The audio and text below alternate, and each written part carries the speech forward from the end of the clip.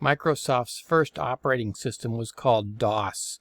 Actually, it went by several names, MS-DOS, PC-DOS, and so on, but we'll just call it DOS. It was really a command line only operating system, or CLI, which means command line interface. And it could launch graphical programs, but in and of itself, it had no graphical capabilities at all. You're looking at DOS right here. This is a directory listing in MS-DOS. Here is the latest version of DOS that they released. It was 6.22, although some people call a later form 7 and 8, but that's another story altogether I'm not going to get into. Microsoft purchased DOS originally for IBM. They actually sold it to IBM before they had it, and so suddenly they needed DOS. They said, "Hey, we can make a operating system for you."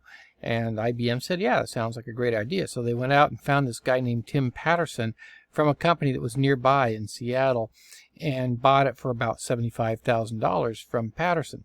Patterson had actually been developing it as a replacement for another operating system called CP/M that was really had been around for quite a while on business machines, and then the very first home or very first microcomputer, the Altair 8800, which didn't want to use CP/M because CP/M was expensive and it would have brought the price way up.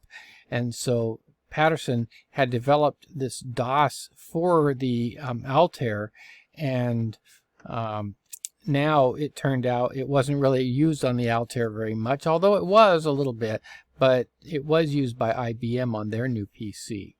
So Microsoft licensed it to IBM, although they kept the rights to be able to license it to other companies as well, and they did under various different names. There were some public domain clones of it, things like DR-DOS or Dr. DOS, FreeDOS, and so on, that were around and were very, very similar to Microsoft's version of DOS. In the next video, we're going to get into the 3 files that make up DOS, because they will help us to understand the architecture of operating systems a little bit better.